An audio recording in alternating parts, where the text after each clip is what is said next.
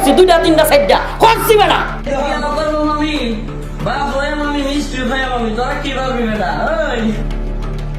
দ্বিতীয় বিয়ে করেছেন মার্কাজুল শাহাবুদ্দিন আল ইসলামী মাদ্রাসার প্রতিষ্ঠাতা মোহতামিম ও শিশু বক্তাখ্যাত মাওলানা রফিকুল ইসলাম মাদানী। এখন অনেকেই বলতে পারেন, অর্থনৈতিক, শারীরিক, মানসিক ও কৌশলগত যোগ্যতা থাকলে দ্বিতীয় বিবাহ করা জায়েজ, আল্লাহর দেওয়া বিধান। তাহলে আপনার এত চুলকানি কেন? দ্বিতীয় বিয়ে তিনি করতেই পারেন, কিন্তু বিষয়টি নিয়ে মাদানী হুজুর যেভাবে শো অফ করছেন সেই বিষয়টি দৃষ্টিকটু লেগেছে অনেকের কাছে।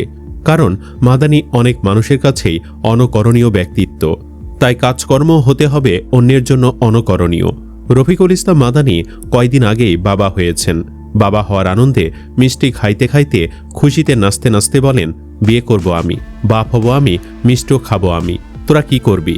মাদানী সাহেব এতই খুশি হয়েছেন যে 2 দিন আগে বাপ হওয়ার খুশিতে সদ্য জন্ম নেওয়া বাচ্চার জন্য নতুন মা নিয়ে চলে আসছেন। এদিকে আবার অভিযোগ উঠেছে সদ্য বিয়ে করা স্ত্রীর সাথে নাকি বিয়ের আগেই টিকটকে পরিচয় হুজুরের।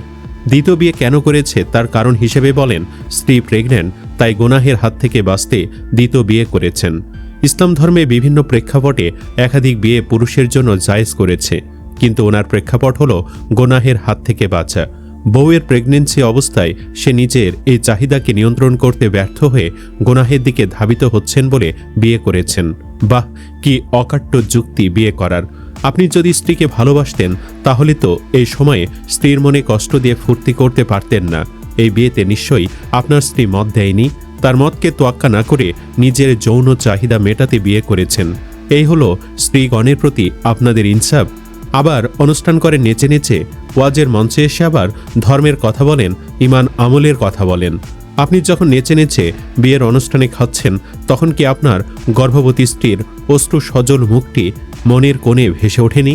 এদিকে হুজুরের বিয়ে করা নিয়ে, বিশেষ করে স্ত্রী যখন গর্ভবতী তখন বিয়ে করার বিষয়টি নিয়ে সমালোচনা করেছেন অনেক আলেমরাই। খোদ তার সহকর্মীরা এমন মুহূর্তে দ্বিতীয় বিয়ে করাকে বলছেন শরীয়তের খেলাফ।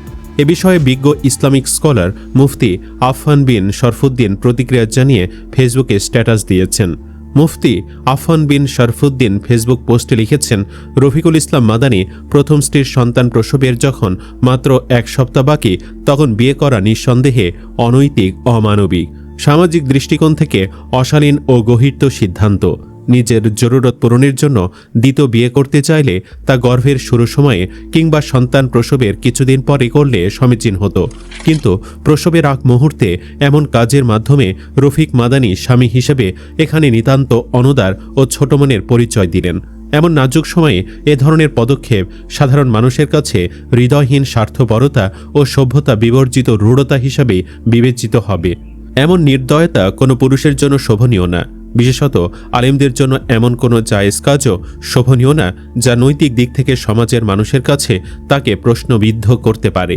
তিনি জানান, হালাল হারামের প্রশ্ন খুব অল্প কয়েকটা ক্ষেত্রে প্রযোজ্য এবং আইনিভাবে সুনির্দিষ্ট শাস্তিও শুধুমাত্র সামান্য কয়েকটি এক্সট্রিম অপরাধের ক্ষেত্রে প্রযোজ্য।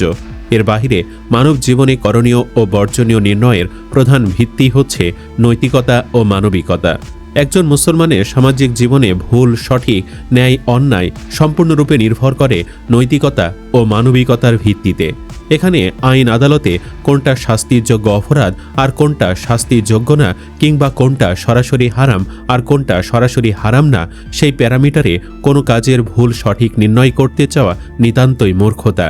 এই মুহূর্তে বিয়ে করাকে সুস্পষ্টভাবে মিজাজে শরীয়ত ও মিজাজে নবুয়াতের খেলা উল্লেখ করে তিনি বলেন, ইসলামের নৈতিক ও মানবিক শিক্ষার সাথে সাংঘর্ষিক। এ ধরনের পরিস্থিতিতে তার উচিত ছিল সবর করা। জীবনের ঝুঁকি নিয়ে প্রসবের অপেক্ষায় থাকা স্ত্রীর দিকে তাকিয়ে এই সামান্য সময়টুকুতে পুরুষের সবর ও ইহসান করা কি খুব কঠিন? আপনার সন্তান পেটে নিয়ে প্রসবের আগের দিনগুলোতে সে তো ঠিকই প্রচণ্ড কষ্ট সহ্য করছে, সবর করছে। মুফতি আফফান বলেন, নৈতিকতার দাবি হলো আপনিও এই বিশেষ সময়ে নিজের শাহওয়াতকে কন্ট্রোলের মাধ্যমে সবর করতেন। এই সময় এসেও সে নিজের মনের ওপরে আরও কষ্টের বোঝা নিয়ে আপনার নতুন বাসর সাজাবে, আরেকজনকে স্বামীর ভাগ দিবে, এমন আশা করা তো চূড়ান্ত স্বার্থপরতা। কোনো মুত্তাকি, পরহেজগার, সমজদার, আখলাকওয়ালা, তারবিয়ত ইয়াফতা মুমিন বা আলেম স্বামী তার স্ত্রীর এই স্পর্শকাতর সময়ে এমন নির্দয় আচরণ করতে পারে না, করা উচিত না। তবে কারো বিবেক বুদ্ধি আর মায়া দয়া যদি না থাকে তাহলে ভিন্ন কথা। পোস্টে তিনি আরও উল্লেখ করেন, একাধিক বিয়ে প্রসঙ্গে ফিকে হানাফির প্রসিদ্ধ কিতাব আল বাহরুর রায়কে বলা হয়েছে, অর্থাৎ বর্তমান স্ত্রীর মন না ভাঙতে একাধিক বিয়ে থেকে বিরত থাকা সওয়াবের কাজ। এদিকে মুফতি আফফানের মতোই স্ত্রীর এমন জরুরি মুহূর্তে বিবাহ করার সমালোচনা করেছেন আরেক ইসলামিক স্কলার মুস্তাফিজ রহমানি। তিনি জানান, ইসলামে একাধিক বিবাহের সুযোগ থাকলেও এটি বাধ্যতামূলক নয়। আল্লাহ সুবহানাহু ওয়া তাআলা একাধিক বিবাহের অনুমতি দিয়েছেন সামর্থ্যবানদের জন্য।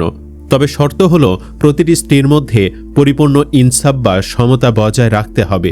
যদি ইনসাফ করা সম্ভব না হয় তবে একটি বিবাহই যথেষ্ট।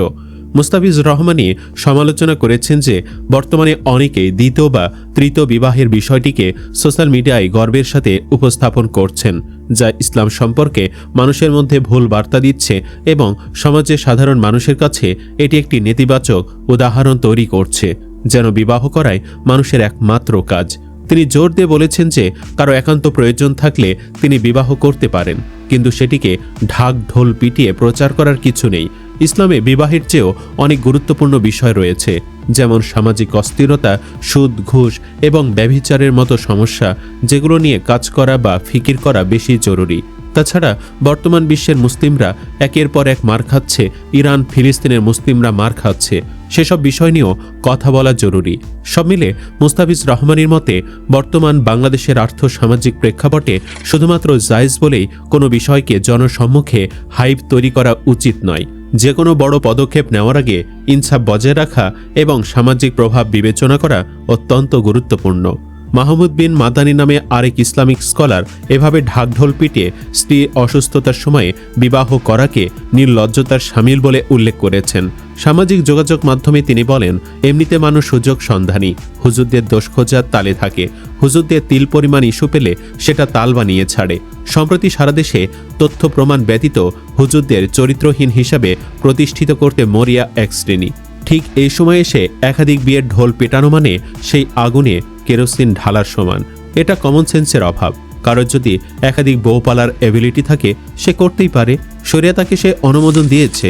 কিন্তু গত এক মাস আলেমদের ইজ্জতের ফালুদা বানানো হচ্ছে নারী ইস্যুতে। ঠিক এই সময়ে একাধিক বিয়ে করে সেটা লেইম গল্প প্রচার করতে হবে কেন? অলরেডি সকল জাতীয় মিডিয়া ওই খবর প্রচার করা শুরু করছে। আগামীতে আলেমরা ভালো পরিবারের মেয়ে বউ হিসাবে পাবে না, মেয়ের পরিবার আতঙ্কিত থাকবে। কারণ মাওলানা মানে একাধিক বিয়ে করার ঝুঁকি। এই ঝুঁকি একটা পরিবার কেন নিবে? সুপ্রিয় দর্শক, এই ঘটনা নিয়ে আপনার মতামত কি? গর্ভবতী স্ত্রীর এমন স্পর্শকাতর সময়ে দ্বিতীয় বিয়ে করা কি ঠিক ছিল, নাকি আর কিছুদিন ধৈর্য ধরাই বেশি মানবিক হতো? আপনার যুক্তিসঙ্গত মতামত কমেন্টে জানান। ভিডিওটি ভালো লাগলে লাইক দিন, শেয়ার করুন এবং এমন বিশ্লেষণধর্মী কন্টেন্ট পেতে চ্যানেলটি সাবস্ক্রাইব করে সাথেই থাকুন। ধন্যবাদ।